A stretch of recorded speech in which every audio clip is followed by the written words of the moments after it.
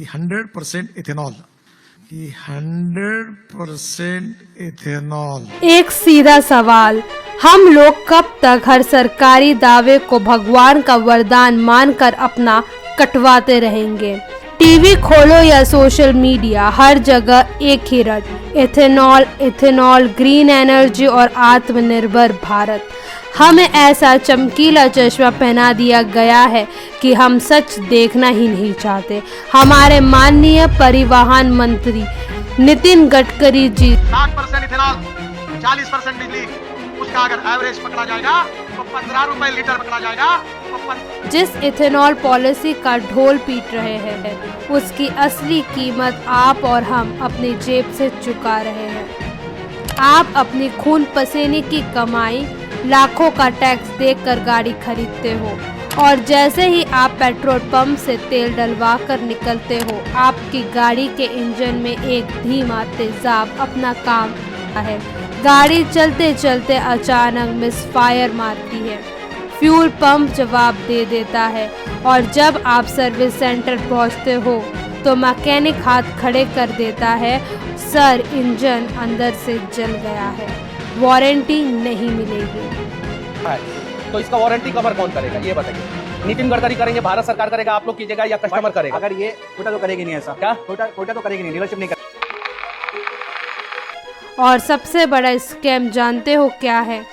बड़े शहरों में बैठकर इको फ्रेंडली होने का जो नाटक हम और आप कर रहे हैं, उसकी वजह से देश के शांत और खूबसूरत गांव चुपचाप नर्क में बदले जा रहे हैं। वहाँ फैक्ट्रियों के बाहर कैमरे बंद करवाए जा रहे हैं, जर्नलिस्ट को धमकाया जा रहा है। बिल्कुल मतलब है, आप हमको कैसे रोक सकते हो? हम यहाँ पे बना रहे हैं। साइड से बना कोई प्रॉब्लम नहीं, आप लोग यहाँ से फोटो ले रहे हैं, वीडियो ले रहे हैं। नहीं तो वो साइड से भी हम यहीं की लेंगे ना, ये अलाउ नहीं है। क्योंकि ग्रीन एनर्जी के नाम पर जो खूनी खेल चल रहा है वो सब ये लोग आपसे छिपाना चाहते हैं। यह वीडियो किसी सरकार पर उंगली उठाने के लिए नहीं, ये हमारे और आपके लिए एक वेकअप कॉल है कि आंखें मूंद कर भरोसा करना बंद करो, सीट बेल्ट बांध लो क्योंकि आज सच कड़वा होगा। क्या हमारा देश आत्मनिर्भर नहीं बनना चाहिए? क्या हमारा इंपोर्ट समाप्त नहीं होना चाहिए? थोड़ी देर के लिए मान लेते हैं कि नितिन गडकरी जी का इरादा नेक है, लेकिन उनके दो सबसे बड़े वादों की हकीकत क्या है? वायु प्रदूषण से मुक्ति देने की पूरी कोशिश करेंगे। दावा एक, इथेनॉल से प्रदूषण कम होगा, गाड़ियों के साइलेंसर से थोड़ा कार्बन कम निकलेगा। ये तो हमें चमका कर बेच दिया गया, लेकिन ये इथेनॉल आसमान से नहीं टपकता। इसे बनाने के लिए जो बड़ी बड़ी फैक्ट्रियां लगी है, वहाँ से जो जहरीली केमिकल वेस्ट निकलती है वो चुपचाप नदियों में बहाई जा रही है। जिन इलाकों में ये प्लांट लगे हैं वहाँ सांस की बीमारी 2 साल में 77% बढ़ गई है। फ्यूल इंपोर्ट होता है, पेट्रोल, डीजल और गैस, उसके प्रदूषण के कारण दिल्ली की जनता को मुझे समझाने की आवश्यकता नहीं है कि यानी दिल्ली मुंबई की हवा थोड़ी साफ करने के लिए गांव के गरीबों को दमा और कैंसर गिफ्ट किया जा रहा है। इसे कहते हैं green development. Data is alarming. The number of respiratory infection cases in Birnihat has risen from 2082 in 2020. दूसरा दावा, इससे हमारे देश का किसान अमीर होगा, घंटा अमीर होगा।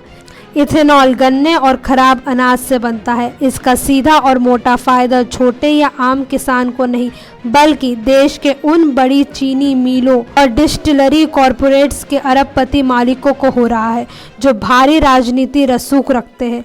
किसान तो आज भी अपनी फसल के दाम के लिए सड़कों पर लाठियां खा रहा है, लेकिन कॉरपोरेट्स की तिजोरियां भरने के लिए सरकार ने फिक्स प्राइस खरीद की गारंटी दे दी है। अब जरा उस विज्ञान को समझो जिसे ये लोग आपसे छिपाना चाहते हैं।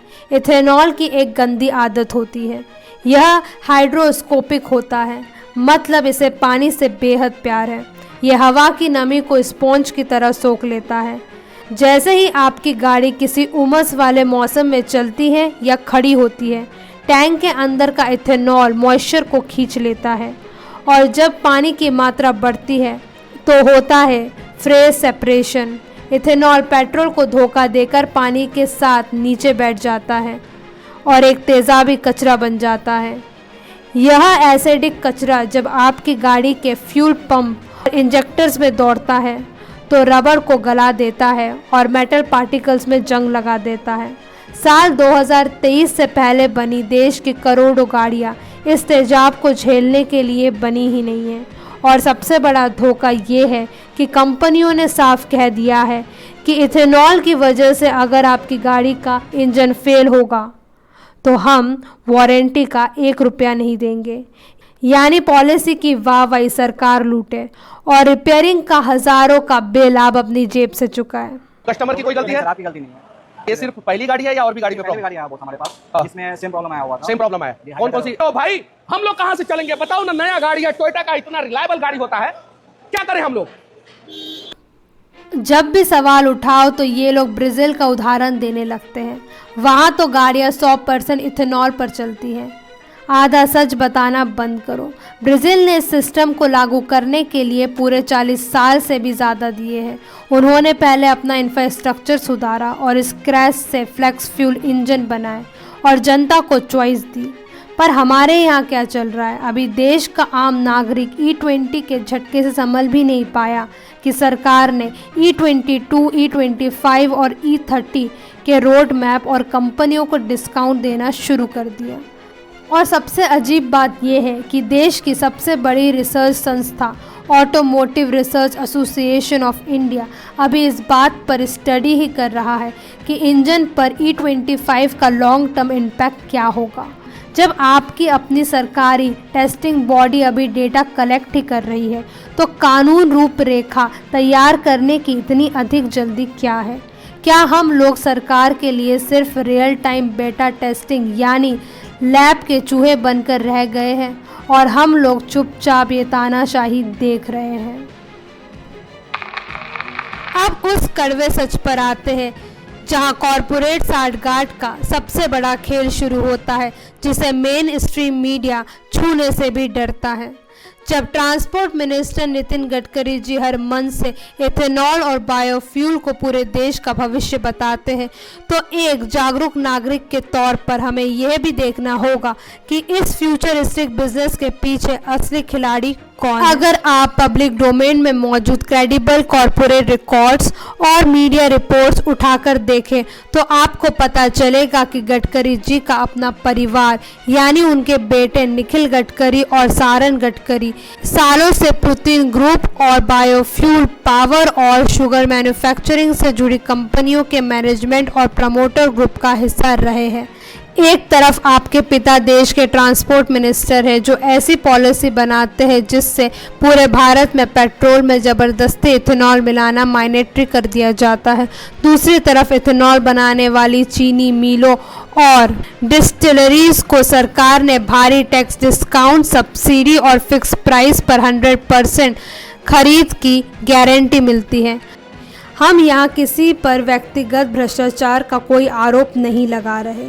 लीगली कोई भी बिजनेस कर सकता है, लेकिन क्या यह सीधे सीधे कॉन्फ्लिक्ट ऑफ इंटरेस्ट का एक बहुत बड़ा उदाहरण नहीं है? इस पॉलिसी से आपके अपने परिवार और उनके इकोसिस्टम को सीधे फायदा पहुंच सकता हो, उसे बिना प्रॉपर ऑटोमोबाइल टेस्टिंग के पूरे देश को इतनी अग्रेसिवली क्यों थोपा जा रहा है? ग्रीन एनर्जी का चमत्कारी चश्मा असल में मिडिल क्लास की आंखों में धूल झोंकने के लिए है, ताकि पीछे बैठकर कॉरपोरेट हाउस और रसूखदार लोग अपनी तिजोरियां भर सके और ये पूरा सच वो आपसे छिपाना चाहते हैं। और जब पॉलिसी बनाने वाला और प्रॉफिट कमाने वाला एक ही थाली के चट्टे बट्टे बन जाए तो ग्राउंड रियलिटी वैसी ही दिखाई देती है जैसे हाल ही में यूट्यूबर सार्थक गोस्वामी ने अपने डॉक्यूमेंट्री में दिखाई। मेघालय का बर्नीहाट, जो देश के सबसे खूबसूरत और साफ सुथरे शहरों में आता था, वो आज पूरे भारत का सबसे प्रदूषित शहर बन चुका है। जानते हो क्यों? क्योंकि उसे इथेनॉल बनाने का एक बहुत बड़ा हब बना दिया गया है। सार्थक की ग्राउंड डॉक्यूमेंट्री में आप साफ साफ देख सकते हो कि कैसे पॉल्यूशन की वजह से पेड़ पौधों पर कालिक जम चुकी है। फैक्ट्रियों से निकलता वो जहरीला धुआं वहाँ के आदिवासियों के खेतों और पानी को बर्बाद कर चुका है। पूरा जैसे सफेद था पानी भी। अभी जब कंपनी हुआ ना तब से इसे गंदा हो गया, नहाने पीने भी ठीक नहीं हुआ, ज़्यादा गंदा आने से। वहाँ फैक्ट्रियों के बाहर कैमरे बंद कराए जा रहे हैं, जर्नलिस्टों को रोका जा रहा है। क्योंकि ग्रीन एनर्जी के नाम पर जो गंदा खेल चल रहा है वो ये लोग आपसे छिपाना चाहते हैं। वहाँ लोग कैंसर से मर रहे हैं। क्या दिल्ली मुंबई की हवा साफ करने के लिए उन गरीबों की ज़िंदगी की आहुति देना ही हमारा डेवलपमेंट है? पोल्यूशन कम करना और देश का पैसा बचाना बिल्कुल सही, लेकिन ग्रीन डेवलपमेंट लाने का यह तानाशाही तरीका बिल्कुल गलत। बिना किसी तैयारी के रातों रात जनता के सिर पर यह फैसला मढ़ देना, ये कहाँ की समझदारी है? दिल्ली मुंबई की हवा साफ हो जाए तो मेघालय को नर्क बना देना, ये कौन सी समझदारी है? और इथेनॉल फैक्ट्रियों में देश भर का ग्राउंड वाटर अंधाधुंध बहा देना, ये कहाँ की समझदारी है? और सबसे बड़ा तमाशा देखो, पेट्रोल में 20% इथेनॉल मिला दिया गया है, पर क्या पेट्रोल का दाम 1 रुपया भी कम हुआ है? दाम वही आसमान छू रहा है, उल्टा अब आम जनता के सिर पर गाड़ी रिपेयरिंग का कॉस्ट जुड़ चुका है। जब इनसे सवाल पूछो तो ये स्टेज पर खड़े होकर फ्लेक्स फ्यूल इंजन गाड़ियां लॉन्च कर देते हैं। अरे गडकरी जी, अगर किसी अमीर की गाड़ी खराब भी हो जाए तो उसे कोई फ़र्क नहीं पड़ेगा, लेकिन जो आम नागरिक रोज़ कमा के खाने के लिए अपनी बाइक और कार चलाता है वो रिपेयरिंग का पैसा कहाँ से लाएगा? कोई हक नहीं है आपको उसकी गाड़ी खराब करने का। इस देश में पहले से ही बेरोजगारी और महंगाई जैसी हज़ारों समस्याएं कम थी, जो अब आप जनता के पीछे ये नया सिरदर्द लेकर पड़ गए हैं। जैसा ब्राज़ील में हुआ वैसा भारत में क्यों नहीं हो सकता? उन्होंने पहले इंफ्रास्ट्रक्चर सुधारा और फिर चॉइस दी। हमारे यहाँ बिना तैयारी के यह ज़बरदस्ती क्यों? मंत्रालय में बैठकर बड़ी बड़ी बातें करना बंद कीजिए। जनता को इन 3 कड़वे सवालों का पहले जवाब दीजिए।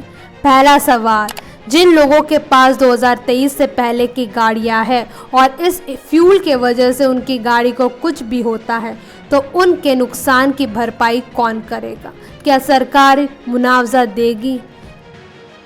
दूसरा सवाल, क्या हमें यह बेसिक अधिकार भी नहीं है कि हम पेट्रोल पंप पर जाकर अपने गाड़ी के लिए शुद्ध पेट्रोल खरीद सकें, चुन सकें? तीसरा सवाल, जब आप पेट्रोल में इथेनॉल मिला रहे हो तो बचा हुआ मुनाफा किसे मिल रहा है? आम जनता को पेट्रोल के दाम कम करने का फ़ायदा क्यों नहीं दिया जा रहा? सबसे बड़ा झटका सुनो, अगर आप सोच रहे हैं कि हम XP95 या स्पीड जैसे महंगे प्रीमियम पेट्रोल डलवा कर बच जाएंगे तो भूल जाइए। तेल कंपनियों के मुताबिक अब उन प्रीमियम पेट्रोल में भी 20% इथेनॉल मिलाया जा रहा है, यानी आपके पास बचने का कोई भी रास्ता नहीं है।